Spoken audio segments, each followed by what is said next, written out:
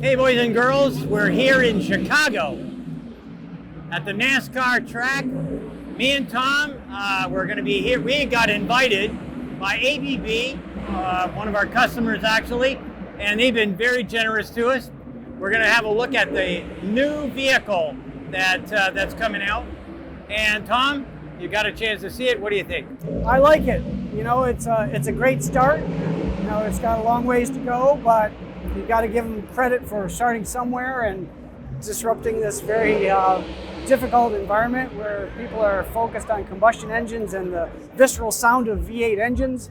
You know, so kudos to them for taking this on, and a very fine example to get started with. Well, let's get going. Let's have a look.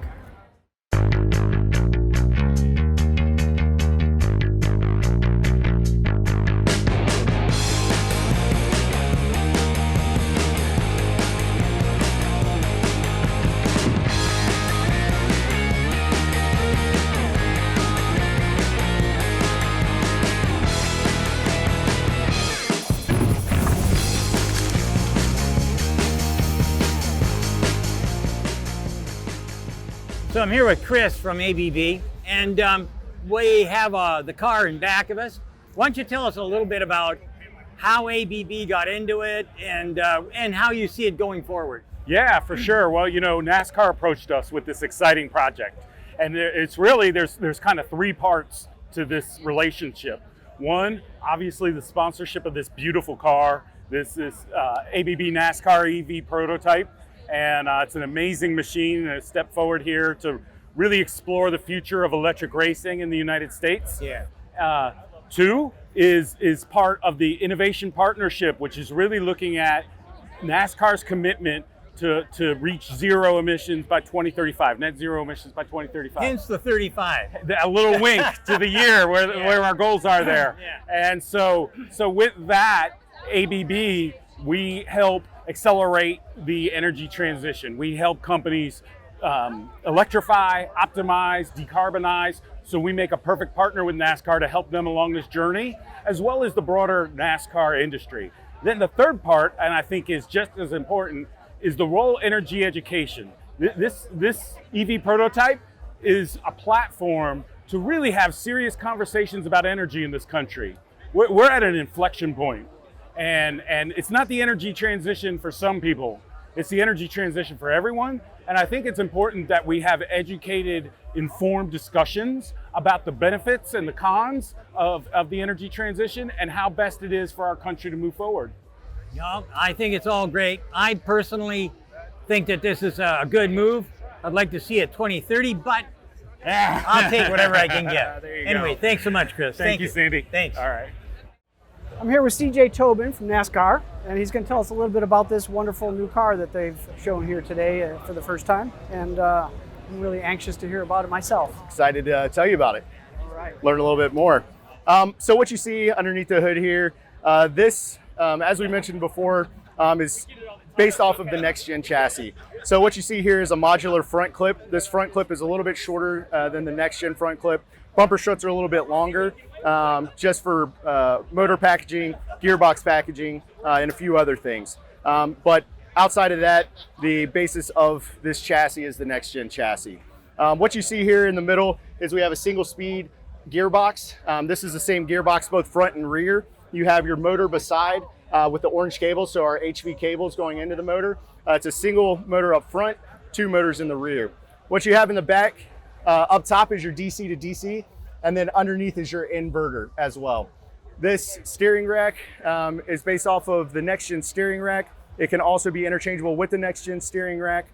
So steering and suspension components are essentially the exact same as next gen. These are next gen control arms. These are next gen uprights with just a special hub for the all-wheel drive. The dampers are the other thing we had to make a modification for, just because in our next gen cars it's rear wheel drive. In this car it's all-wheel drive. So we have custom lower forks so the drive shaft can go through. And that was a good experience for us trying to work with an all-wheel drive vehicle. Electric steering pump, our water coolers are based off of our next gen water coolers, as well as our intake as well, our carbon intake that we have. What you see here is a flaxseed body. So this is a sustainable material. If you look in here, instead of core, like most carbon panels have, these are what they call power ribs to give that support structure. We of course have our Goodyear Racing Eagles. This is their tire developed for road courses. We also have a tire developed for the BV on short tracks as well. So yeah, it's been an awesome experience. These are BBS wheels, the same BBS wheels that we run on Next Gen. Yeah, and that's kind of a down and dirty of what you see underneath here. Do you mind if I ask a couple of more technical questions? Yes. You can feel free to say you don't know or you can't tell me. Gotcha. So front radiator battery. Yep. Second, this is the drivetrain. Yes, correct. Okay. Yes, sir. So 6 phases, in passenger car or commercial truck world, that's an efficiency device where you can shut off 3 of the phases if you don't need them. I can't see that applying here, but maybe it does. We did not worry about that in this development. All 6 phases are running all the time. Yeah, yes, sir. Yes, sir, they are. Okay.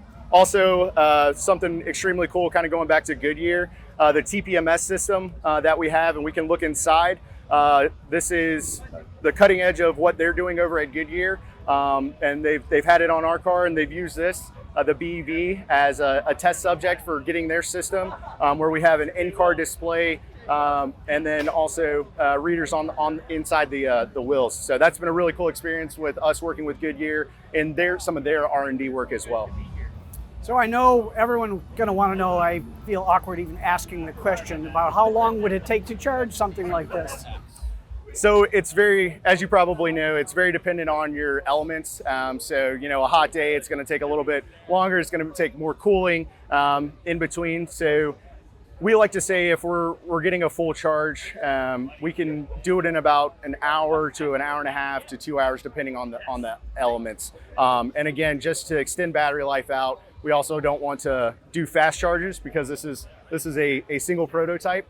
So we take our time in what we do, and we haven't tested the limits or anything like that. But we like to be safe when we're charging the battery in terms of what we actually feed. Yeah, it's probably important for people to realize that what they see here isn't necessarily what's going to be on the track a few years from now. As technology evolves, I assume this will evolve with that.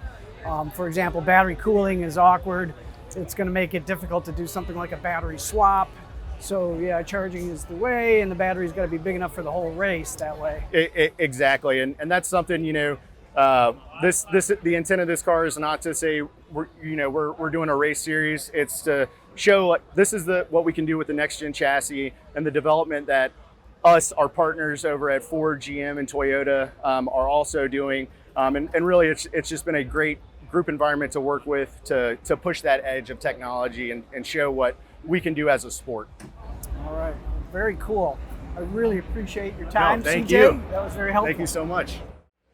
Hey everybody, I'm here with Pat DeMarco from Ford Motor Company, and obviously there's a race going on. So Pat, I would like to know a little bit, we're at the race, everybody's talking about NASCAR. What do you think, where's Ford's next move? So this partnership with NASCAR on the vehicle that they just introduced has been, how do we experiment? How do we give the fans excitement? How do we gauge their interest in EVs? And from Ford's perspective, we've kind of gone with the power of choice from a Ford Motor Company bigger picture, that you can buy an F-150 that's a internal combustion, a hybrid, or an EV. And so if you take the EV portion of it, we've talked about all different racing series, what could we do, what should we do. We've taken a demonstrator approach. So just 2 weekends ago, our super truck, F-150 Lightning super truck, went up Pikes Peak and won the overall class, which is over here in our display here in Chicago. So we've done a Mach-E 1400 to get started like 3 years ago. We've done a Cobra Jet 1400, 1800. I think it was 7.7 seconds, a quarter mile, 180 miles an hour. And so we've been on this path of using demonstrators, and to us, that's what this car is, that it really is there to demonstrate the technology and the innovation with NASCAR and their other OEM partners. Well, I know that Jim's interested, because Jim Farley, I mean, the interview he gave the other day was just a huge endorsement for electrification. Is he like driving this? Because I know he's also a NASCAR kind of guy. He drives himself. What do you think? Yeah, he challenges us to use electrification to help with the brand and education of the consumer, and this is one way to do it. We're not looking to go out and put this car and run it around Charlotte or Vegas or the Daytona 500. It's meant to do what it can do, and that's short races. And the question is an EV ready for circuit racing? We've done the demonstrators, and we think it's a great way to get out there in front of the public in different venues. It's not just going to a NASCAR race. It's up Pikes Peak. It's on the drag strip. We got an F-150 switchgear, which is an off-road and an on-road vehicle. So we're kind of taking a different path than circuit racing with our demonstrators. Well, Pikes Peak was kind of a surprise for a lot of people, and I heard you had a stop. What was that for? It had an issue. Romaine had to ultimately just reset the system, and so they lost. It still won. Yeah. Well, anyway, everything has to be short, but thank you so much for your time. I really appreciate it. Good luck to Ford, and good luck for the electric racing business. Yeah. All right. Thank you. Thank you. Thanks All a right. lot. Thank you.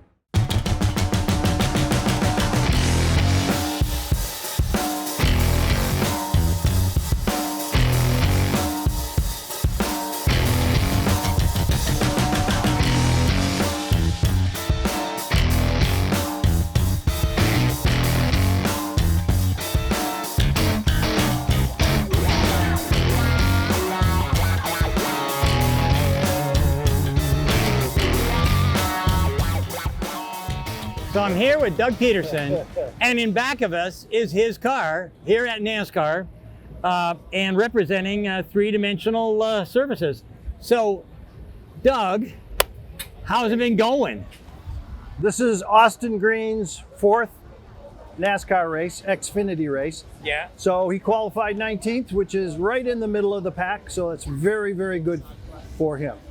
And what was his time and MP? You know, his time was 1 minute and I think 32 seconds. Cool. Yeah.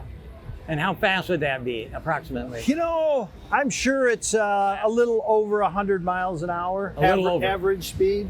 So, and we've got some turns here that look like you're slowing down to about 45 or something. Yes. They look really tight. Yes. So has he had any comments about this track? Yeah, he says it's very bumpy and very slippery.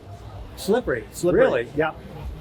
Slippery as because of the heat or because the tire stick? I think it's a street course, so there's oil, the track itself is hot.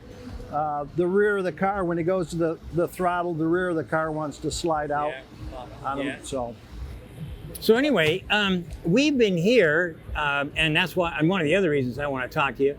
But we've been here to talk about the new ABB vehicle, the electric vehicle. Did you get a chance to see that yet? No, I haven't. Well, we did, up close and personal. We listened to NASCAR talking, and they definitely are serious. There's no question about it. So how do you feel about that? Oh, I think that's awesome. I mean, yeah, for sure. What is there not to like? You have plenty of acceleration. It's not hot. Like these cars are incredibly hot. Yeah. Probably 130 to 140 degrees on a little bit warmer day maybe. So yeah, that's all good. So what would you do if they started, because their date for transitioning 100% is 2035? Well, assuming I'm still here. Both of us. Yeah. There's a lot of that going around. I would buy 2 cars. Yeah. Yeah, for sure. Yeah. Now, I'm sure there will always be a few little bugs here and there, but you know the industry is going that way. Just do it. Just go after it. Well, the one other thing that they were talking about was sustainability, and that's the other reason. Got any comments on that? Well, I mean, it just makes sense. You know, we all want to leave this world in a better place than when we came into it. And for people like you and I, well, that's a tough sell. The exiting process is in place. Yeah. It's on the. I'm on the other side of young. That's for damn sure. Yeah. So I'm really thrilled that first off to be here, secondly to see you, and third to hear that Austin is doing so well. Yes. Yeah. Wowzers. Okay, so I'm here with Austin Green. Austin, thank you so much for the interview. And Austin is going to be driving the car right in back of us. I'm really super excited to see Austin race because last time he started like way in the back and came in fourth. So this is a real up-and-comer. Pretty soon, you know, I'll be asking for your autograph and stuff. Yeah. So, Austin, what do you think of this track? It's nothing like anything I've ever drove. You know, it's very, very unique and super tight and bumpy. So, yeah, I think the track's going to keep getting better and better with the more rubber laid down. And, you know, hopefully, biggest thing I'm worried about in the race is, you know, just somebody hitting the wall and wrecking, and then the track's blocked. So that's going to be the big thing. But I'm ready to go. Well, it's good. So, there's how many in this field? 38. 38, and where'd you qualify? 19. 19.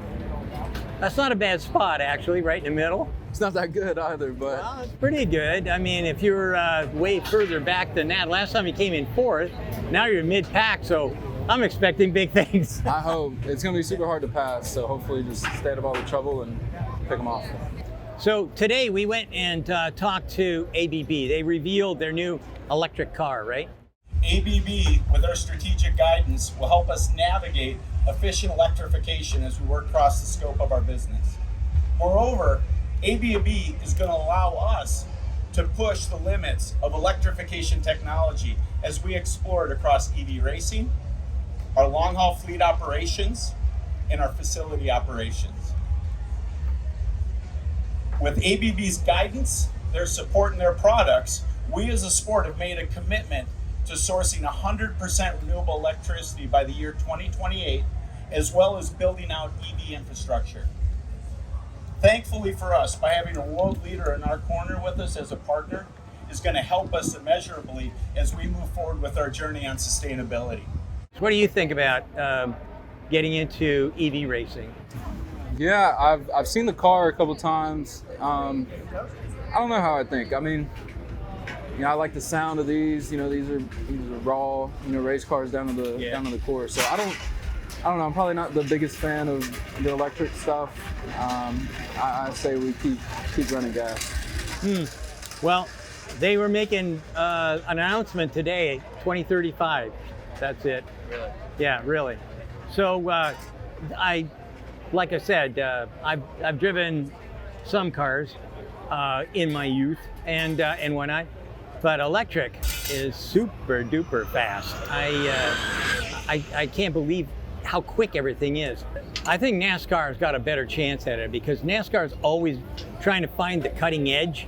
So it'll be interesting to see what goes on. But yeah, I don't know. I think it'd definitely be cool, be different, and obviously to keep up with the times. But yeah, I don't know. Hopefully, we'll see. The noise is good. Well, it looks like everybody's starting to wipe your car down and whatnot. And I know you're going to be on here shortly, so we're going to take your picture. We're going to try and be up there somewhere and see you as you're going by.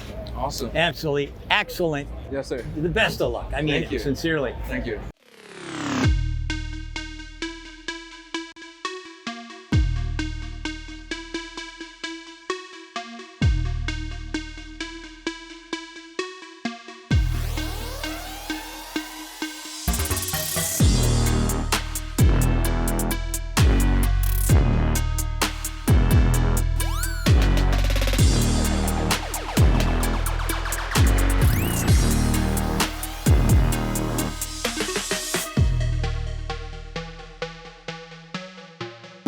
I'm here with David Reagan, and thank you so much for letting me shake your hand when you jumped out of the car.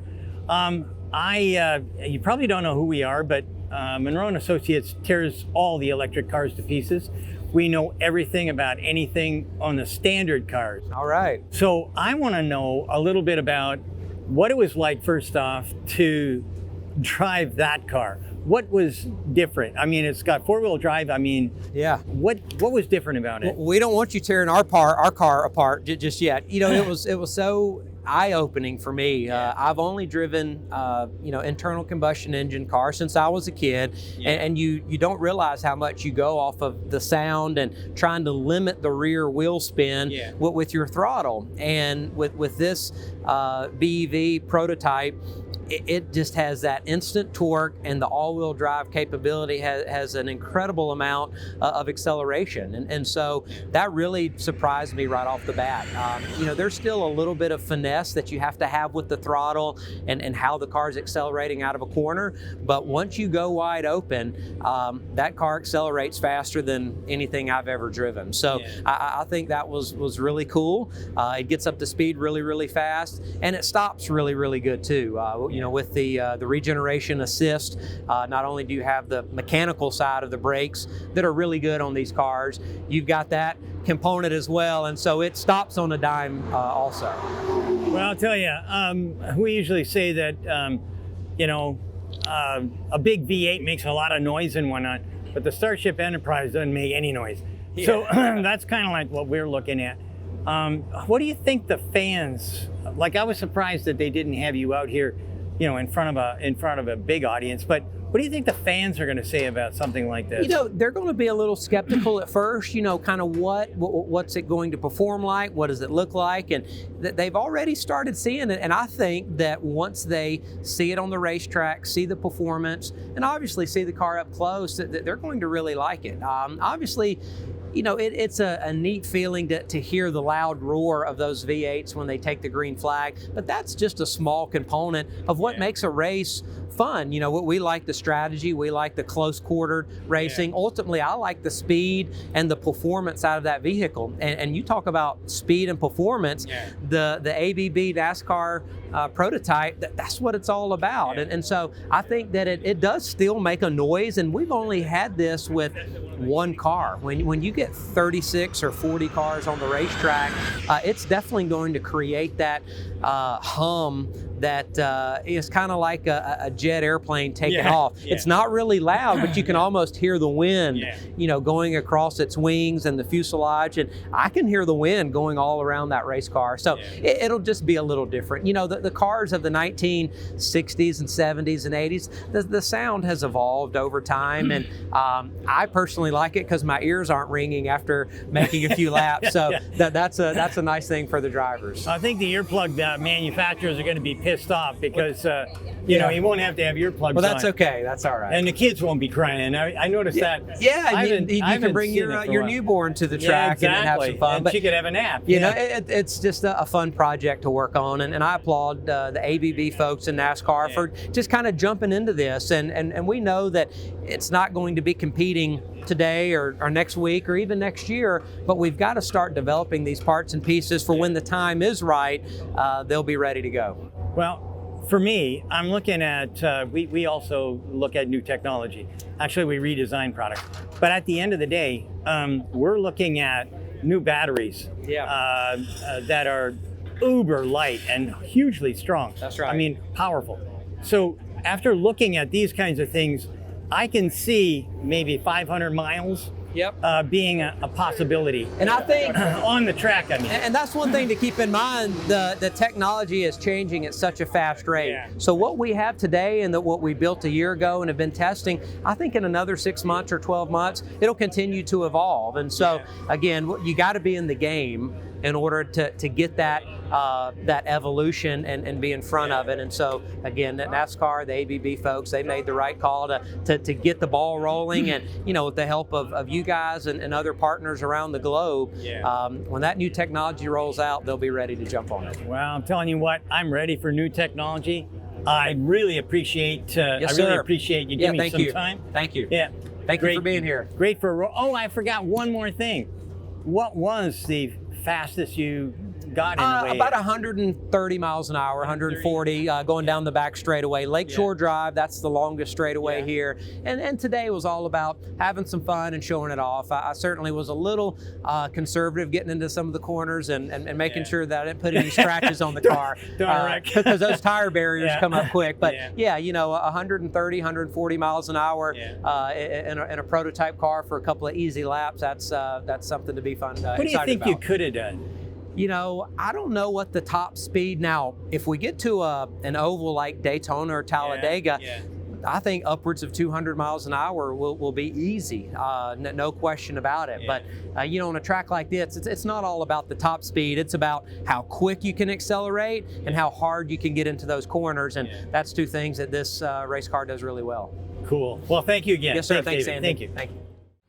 We've been through the whole course. We watched the race, kind of, and he did 3 laps.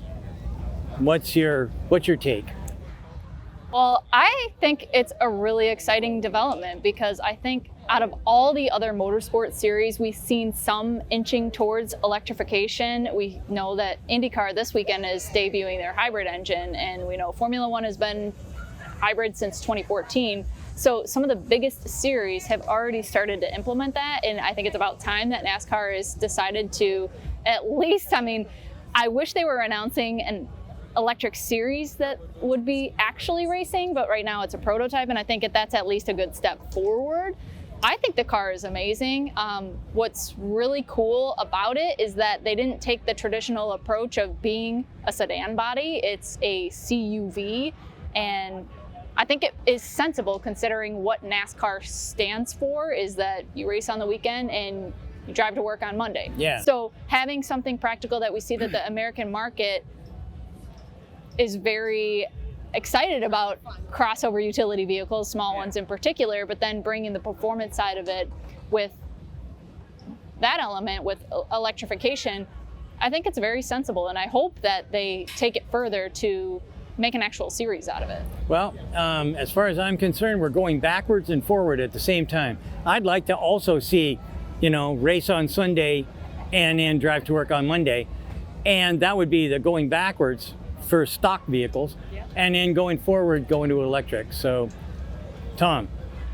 I thought it was a fantastic car. Of course, my focus is all about the technology, and I'd like to guide our cameraman back to the back of this vehicle, which is the one that went up the hill at Pikes Peak, and it inadvertently has the same rear drivetrain as the car we saw on the track today, and it is a thing of beauty.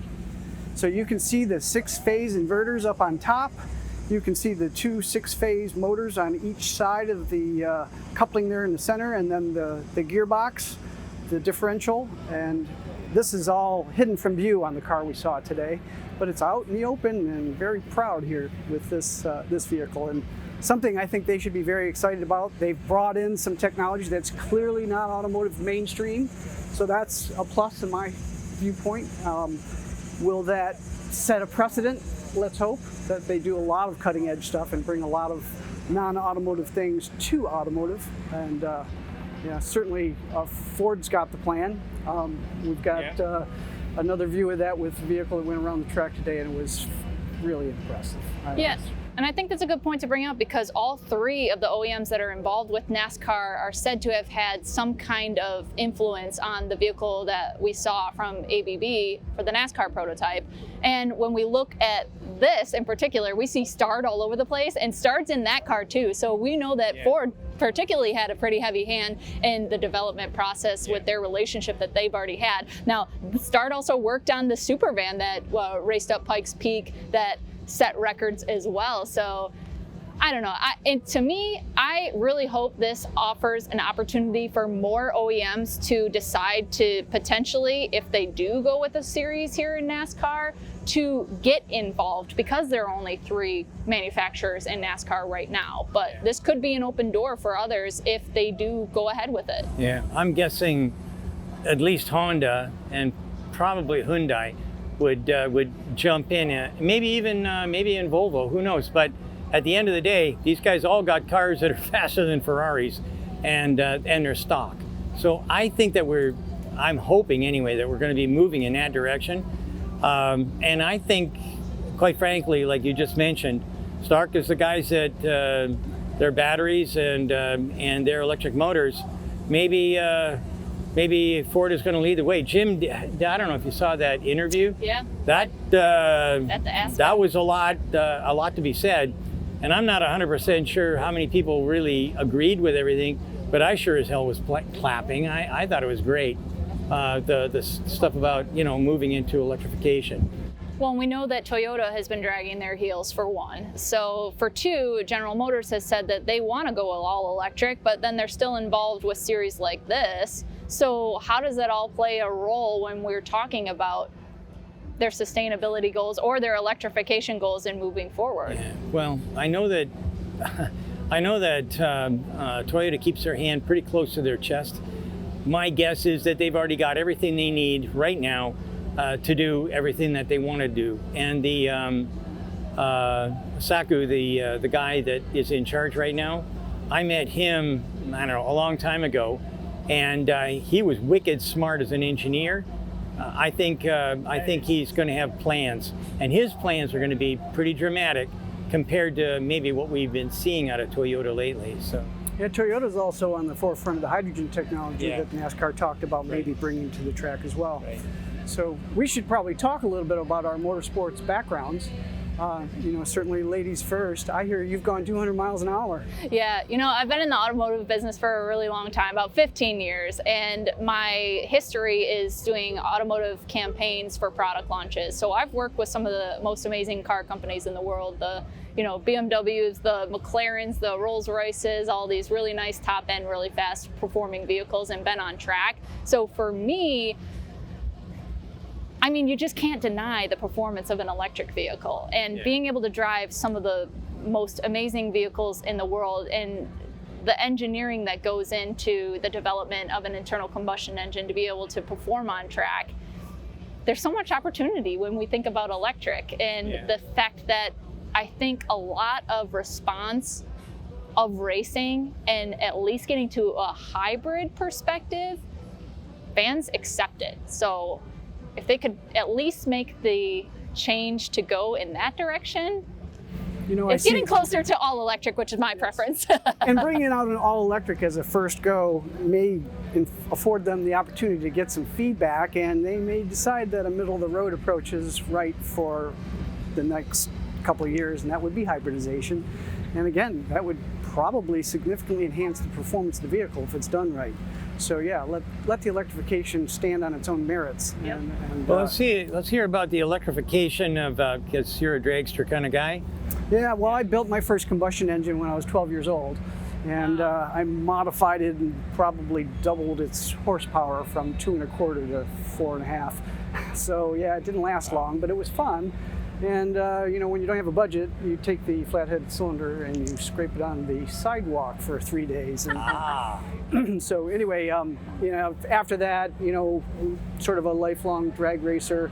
I bought this Buick in 1987 and had sort of a pseudo sponsorship, if you will.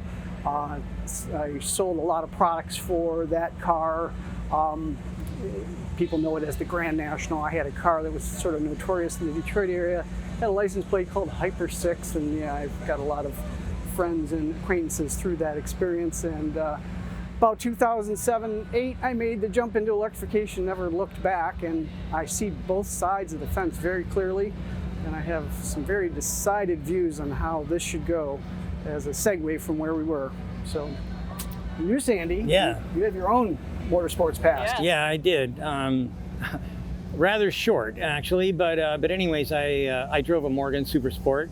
I did that for 1.5 years. I was also playing semi-professional soccer, and a guy tore my arm out. So you need that arm for steering. Required. So anyway, that was the end of that. So that part of my career went rather quickly.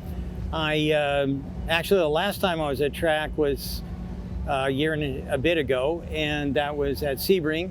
And Doug Peterson brought me down with Peterson Racing. Well, it's Peterson Racing, but it's sponsored by Three Dimensional Services. And so I got to 147, and that was the first time I'd ever been in a NASCAR Trans Am Can-Am kind of vehicle. And 147 miles an hour. That was 7 miles an hour faster than I ever could get out of my little Super Sport. So, but for me, real speed you can't beat electrification.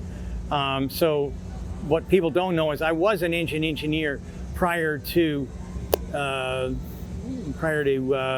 I was at Ford. When I started the company, we worked on shitloads of ICE vehicles, ICE engines in particular, and we did rather well. And then in 2017, when I got a hold of an electric car for the first time and danced around the parking lot that used to be, it was a vacant building, and when I went spinning around that, I mean, I couldn't believe what it was like and that was a Model 3.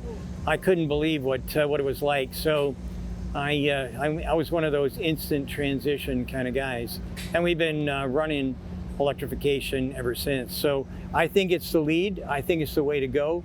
I have no desire to go back to vroom.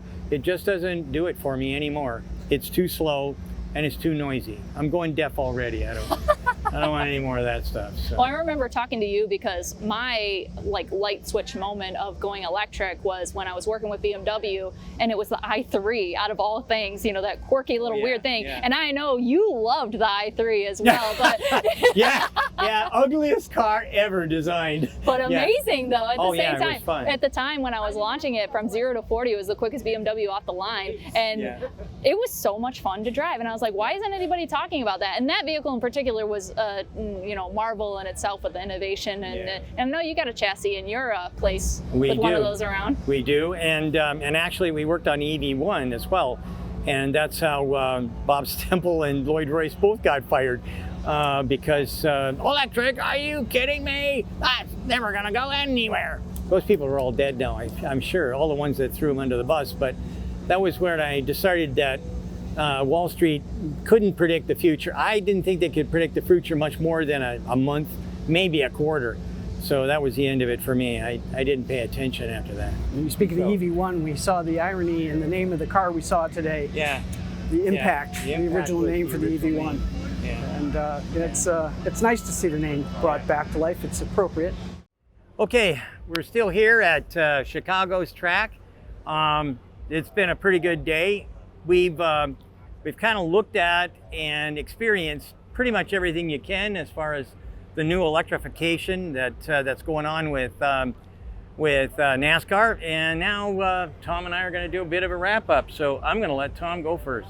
All right. The car was certainly impressive. The flyby that we saw was really impressive. The car itself, it has some interesting technology. It's a great starting point for a prototype. It's going to take some years to bring it to fruition for a full race application. However, in that time, the technology is going to evolve a lot. Yeah. And they want to stay on that cutting or bleeding edge, as you might say, and that gives them a couple of different directions they need to look at very closely, such as inductive through the road charging, battery swapping, or the elusive battery that doesn't make enough heat to need cooling, which would be an enabler for a battery swap. Battery swapping is difficult with liquid because you've got to purge the air out of the system afterwards. I don't think that's going to be an option. I think number one would be an induction charge on the track. Just it's hot, and that induction charging, that would be magnificent. And then the new battery technologies. I mean, the Ampere's battery, the one that they're using for aircraft. Okay, they don't last long, but they give you a huge amount of power. And then Saku, if we look at that, ultra light, really a small volumetric kind of a thing. I think that there's stuff creeping up here that's going to make a huge difference in a really short period of time. You make the point about this battery technology, the cells themselves evolving.